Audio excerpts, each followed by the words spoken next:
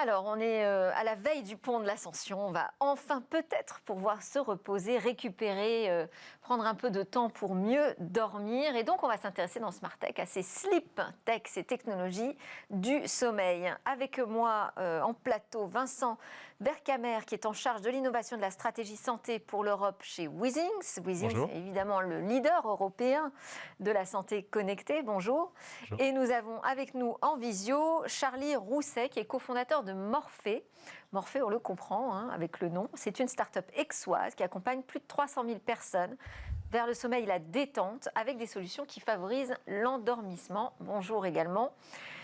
On va commencer avec Withings quand même, parce que je sais que vous avez publié une étude récemment pour savoir comment on gérait en France ce problème de l'insomnie. Est-ce qu'on était même conscient d'ailleurs d'être insomniaque? Est-ce que vous pouvez nous dire quels sont les principaux enseignements de votre étude qui a été réalisée en mai, donc qui est toute récente? On a réalisé une étude en mai sur 12 000 participants volontaires. Et quand on leur pose la question, on se rend compte qu'on a un tiers d'insomniaques. Et sur ce tiers, il y a un tiers qui ne le sait pas vraiment. D'accord. Donc on a quand même beaucoup de gens en France, parmi les adultes, qui ont un problème d'insomnie chronique. Et qui ne l'ont pas identifié. Oui, on parle de 34% de la population qui souffrerait d'insomnie. C'est l'un des plus grands maux des Français? C'est l'un des plus grands maux. C'est pas le seul, il y en a d'autres. Et souvent, avec des impacts importants sur la santé? Il y a des impacts évidents sur tout ce qui est anxiété, tout ce qui est fatigue, tout ce qui est dépression. Et après, manque de sommeil, accidentologie, donc accident de la route, accident du travail. Donc c'est assez un problème de santé, on va dire, avec des impacts par ricochet. C'est pas directement l'insomnie qui vous emmène à l'hôpital, mais c'est les conséquences du manque de sommeil. Et ça, pour l'instant, c'est pas bien identifié par les patients eux-mêmes, mais également par les médecins? Aussi, on va dire qu'il y a toujours d'autres problèmes à traiter. L'insomnie, c'est assez compliqué à traiter parce que ça se passe pendant le sommeil. Donc quand on va au cabinet, en général, si on est un peu fatigué, on a pris un café, donc on n'a pas ce problème, on va dire, on va pas s'endormir dans le cabinet. Ouais. Et donc déjà, et puis souvent c'est pas pour ça qu'on vient. Donc voilà, on passe à côté facilement de la source du problème de santé. Alors on va donner la parole à Charlie Rousset, donc cofondateur de Morphée. Bonjour. Vous avez monté votre entreprise avec une deuxième personne, c'était votre coloc quand vous étiez étudiant, et il souffrait de troubles du sommeil. C'est comme ça que vous est venue l'idée de chercher des solutions, j'imagine. Ouais, exactement. Déjà, je peux rejoindre ce que dit Vincent sur toutes ces problématiques du sommeil qu'on a beaucoup étudié aussi, nous, chez Morphée.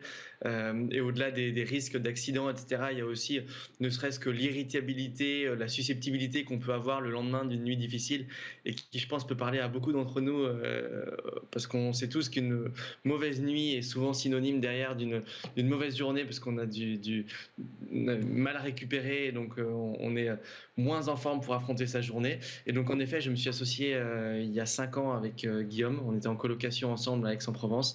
Et lui souffrait d'insomnie. Il avait fait un petit peu de méditation dans ses précédentes expériences. Ça l'avait beaucoup aidé à gérer ses problèmes.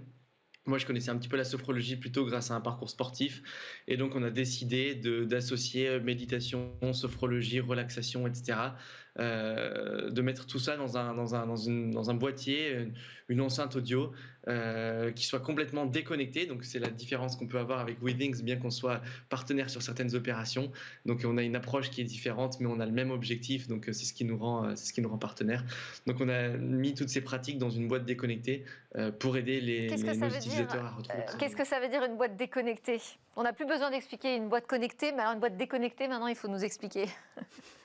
Voilà, on avait cette envie un petit peu de venir à contre-pied de ce marché toujours de la connexion et de l'hyperconnectivité et donc de proposer une boîte qui soit sans ondes, sans Wi-Fi, sans écran, vraiment dans la simplicité avec donc tout seulement est stocké dans la petite enceinte en fait, c'est ça? Exactement, dans l'enceinte.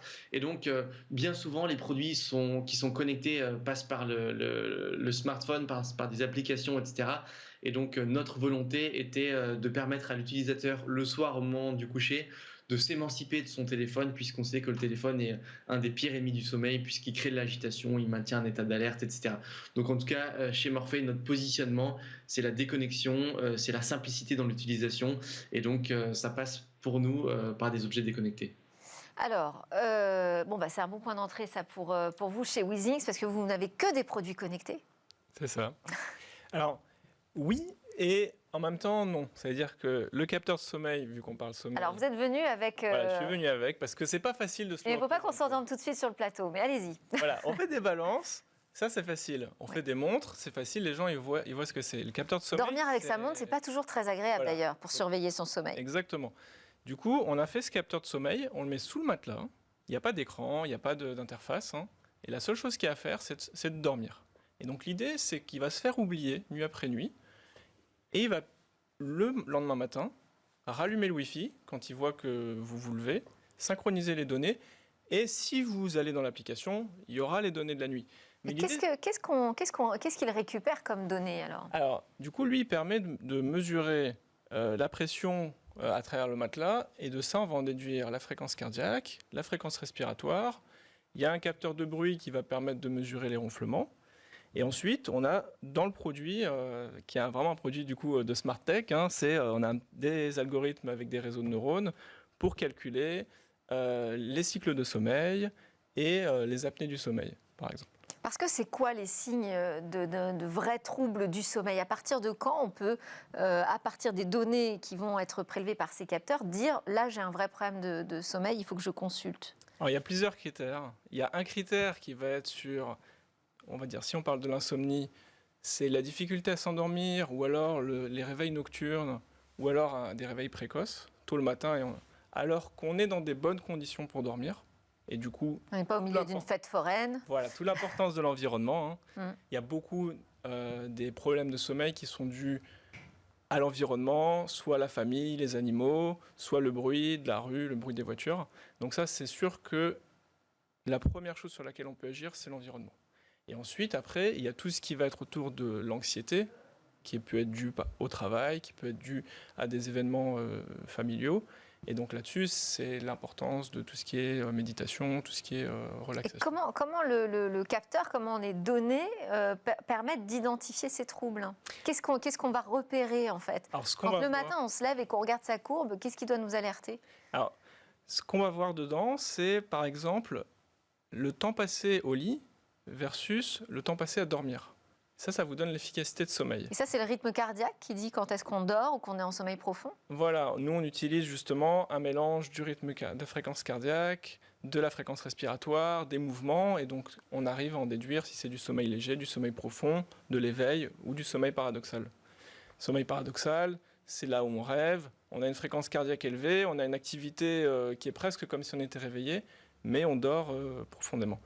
Et ça, l'outil sait faire la différence. Voilà, on fait la différence, on l'a calibré du coup avec les références médicales que sont la polysomnographie, et grâce à ça, on n'a plus besoin d'avoir toutes ces électrodes sur la tête, et on peut suivre nuit après nuit dans le confort de chez soi. En fait, l'idée, c'est que quand vous allez à l'hôpital, vous n'êtes pas dans votre environnement habituel. Donc même si vous avez des troubles de sommeil, de toute façon, vous dormirez mal à l'hôpital. Pour l'avoir fait, c'est une des pires nuits de ma vie. Et donc, l'idée, c'est qu'on a un capteur qu'on peut mettre chez soi, on dort comme on a l'habitude de dormir, on n'a pas besoin de rester prostré sur le dos à attendre de trouver le sommeil, et du coup, on peut voir l'évolution nuit après nuit et faire une moyenne nuit après nuit Alors, la question aussi du travail, parce que vous parliez des électrodes et tout ça, il y a des centres du sommeil, il y a beaucoup de médecins et de recherches sur ces sujets. La question de la collaboration avec les professionnels de santé, Charlie Rousset, est-ce que vous avancez aussi là-dessus ? Oui, nous beaucoup. Juste, je me permets une toute petite parenthèse. Je suis moi, utilisateur du matelas qui a amené Vincent sur le plateau, et donc ça fait 2 ans, je crois, que Weezings me l'avait envoyé, et donc je suis un heureux utilisateur. Et là où toute la complémentarité de nos marques, là où on voit vraiment qu'on est complémentaires, c'est que grâce à ce matelas que moi j'utilise à titre personnel, on peut effectivement analyser le sommeil et ça c'est super intéressant. Nous, ensuite, on va plus apporter chez Morphée la solution. Et donc, ça permet. Mais par contre, on n'arrive pas à l'analyser. Et donc, avoir les deux, c'est super parce que quelque part, je m'endors avec Morphée et j'arrive à voir avec une lecture sur l'application les résultats que peuvent avoir la pratique de la méditation et de la sophrologie. Donc, on est vraiment effectivement une approche hyper complémentaire. Et pour rebondir sur les professionnels du sommeil et de la santé, nous, chez Morphée, on travaille avec 1500 professionnels de la santé qui sont donc des somnologues, des sophrologues, mais on a aussi des naturopathes, on a des kinés, des ostéopathes, etc., qui recommandent Morphée et qui donc ont essayé notre produit et qui ont mis un coup de tampon sur le produit en disant c'est validé de notre côté. Donc on a un énorme réseau de professionnels sur lequel on s'appuie quand on cherche à développer de nouveaux produits, sur lequel on s'appuie quand on a besoin de communiquer avec des statistiques issues du monde de la santé et qui est pour nous une vraie valeur ajoutée que d'avoir la validation de nos produits par tous ces experts. Parce que ce n'est pas un dispositif de santé en tant que tel, mais vous dites qu'il y a quand même une démarche finalement médicale, ou en tout cas accompagnée par le corps médical ?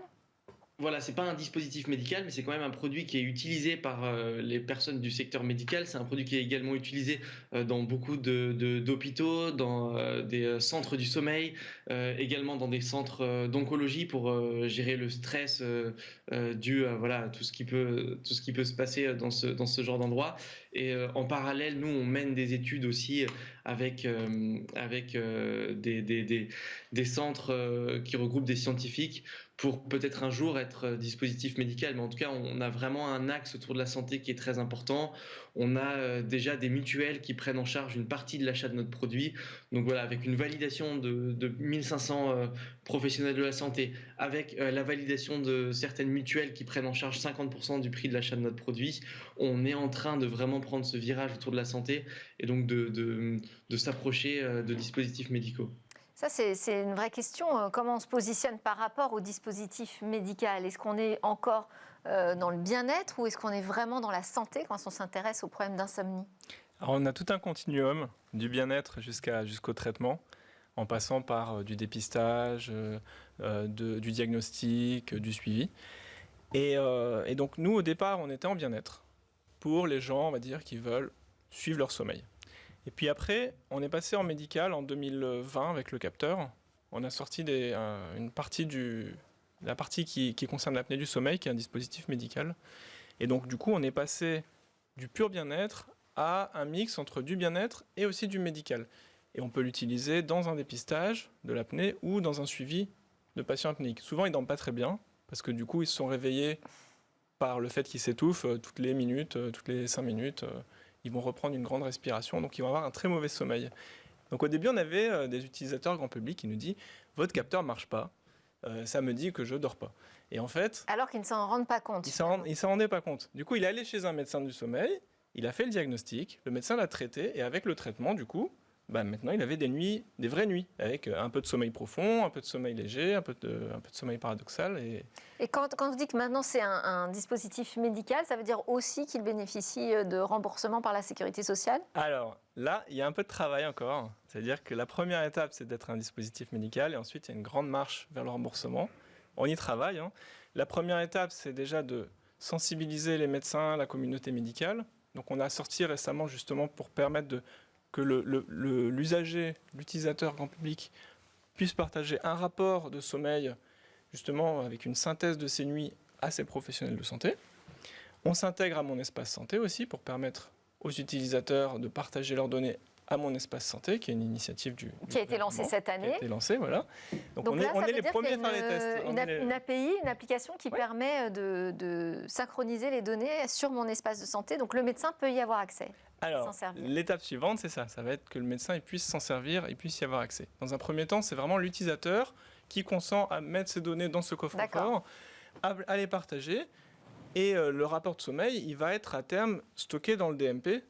Et donc là, on est en train de dossier médical personnel. Voilà. Dossier médical personnel et partagé. Et donc l'idée, c'est que les médecins puissent se saisir de ces nouvelles données de la vie réelle pour adapter les traitements ou pour adapter la prise en charge. Alors, on parle plutôt des adultes, là, entre nous, mais ça peut être aussi un problème qui touche les enfants. Je sais que, Charlie Rousset, votre dispositif aussi a été adapté aux enfants. Comment ça fonctionne pour eux ? Déjà, la démarche, dans un premier temps, on a sorti un dispositif pour les adultes qui a très bien fonctionné. Et donc, tous les utilisateurs, qui étaient pour certains des parents, nous remerciaient parce qu'ils avaient un produit qui les aidait à dormir et nous posaient régulièrement la question: quand est-ce que vous avez quelque chose pour nos enfants? C'est donc comme ça qu'on s'est penché sur la création d'un produit à destination des enfants et qu'on est arrivé à Mon Petit Morphée, qui est donc un objet toujours déconnecté, qui contient ce qu'on appelle des voyages méditatifs pour aider les enfants à dormir. Donc on dit voyage parce que ce sont des histoires avec des animaux, des univers, des paysages, etc. Et méditatif parce qu'à l'intérieur, il y a de la méditation, de la sophrologie. Et donc voilà, je vois qu'on voit à l'écran, avec la clé de gauche, on peut choisir un animal, avec la clé de droite, un univers dans lequel l'animal va se promener. Et l'animal va, au cours de l'histoire, faire des respirations, etc. Et donc l'enfant va pouvoir respirer comme le lion, va pouvoir retrouver le calme comme la girafe, etc. Donc en fait, on associe vraiment l'atelier de sophrologie à l'animal, ce qui permet à l'enfant de pratiquer tout en étant dans une histoire avec un aspect très ludique et donc très facile à suivre. Donc voilà, en tout cas, on a passé un peu plus de 2 ans sur ce produit à discuter avec des familles où des enfants avaient du mal à dormir et avec des professionnels de la santé, notamment du sommeil des enfants. Et donc c'est comme ça qu'on est arrivé à la création de ce produit où à l'intérieur on a 192 voyages. Ça ne remplace pas, j'espère, l'histoire du soir que l'on raconte à ses enfants. Non, ça remplace pas. Et justement, on a toute une partie où on incite parents et enfants à écouter l'histoire ensemble. Et c'est beaucoup de nos retours. Beaucoup de parents adorent justement parce que c'est un véritable moment de partage où ils peuvent écouter l'histoire avec leurs enfants. Et c'est évidemment ce qu'on incite à faire. Et on a même des séances qui sont dédiées, donc des séances de groupe qui sont dédiées à une écoute entre parents-enfants ou alors dans la fratrie. Et donc le rituel du soir autour de Mon Petit Morphée devient un vrai rituel de famille où chaque membre peut prendre du plaisir au moment de l'écoute de l'histoire. La question des enfants, est-ce qu'elle est abordée aussi du côté des objets connectés ou c'est plus compliqué ? Alors, sur les enfants, dès qu'on est sur des dispositifs médicaux, c'est tout de suite un peu plus compliqué. Par contre, sur le capteur de sommeil, c'est à l'opposé plutôt. C'est les très âgés. En fait, l'avantage, c'est comme il n'y a rien à faire, il est connecté en Wi-Fi. Donc, une fois qu'il est installé, il n'y a pas besoin de smartphone, il n'y a pas besoin d'être un technophile pour l'utiliser. Et donc, on l'a utilisé... Il faut quand même récupérer les données. Alors, on l'a utilisé en EHPAD, où on n'est pas dans les murs, parce que du coup, on peut permettre au personnel médical, de nuit comme de jour, de pouvoir suivre la qualité de sommeil des résidents, suivre leur qualité de vie, suivre aussi l'effet des traitements médicaux, parce qu'ils ont une liste longue comme le bras de traitements, donc beaucoup ont des somnifères, etc. Et avec ça, on peut voir justement, est-ce qu'ils dorment bien, est-ce qu'ils se lèvent beaucoup, quand ils se lèvent, ils risquent de chuter, donc... s'ils se lèvent beaucoup, on va peut-être adapter les traitements pour éviter les chutes. Voilà, il y a beaucoup de travail aussi sur des gens qui sont, comme les enfants, pas directement connectés à la technologie. Donc, c'est-à-dire que vous travaillez avec les hôpitaux, les EHPAD, vous êtes en partenariat avec eux pour tester ces dispositifs médicaux et voir comment ils peuvent accompagner aussi le corps médical. Qu'est-ce que vous pouvez nous dire ? Là, je disais, on est à la veille du pont de l'Ascension, on va essayer de dormir un petit peu plus, mieux. Qu'est-ce que vous pouvez nous donner comme conseil ? Charlie Rousset, si vous êtes toujours avec nous. Je suis toujours avec vous. Bon.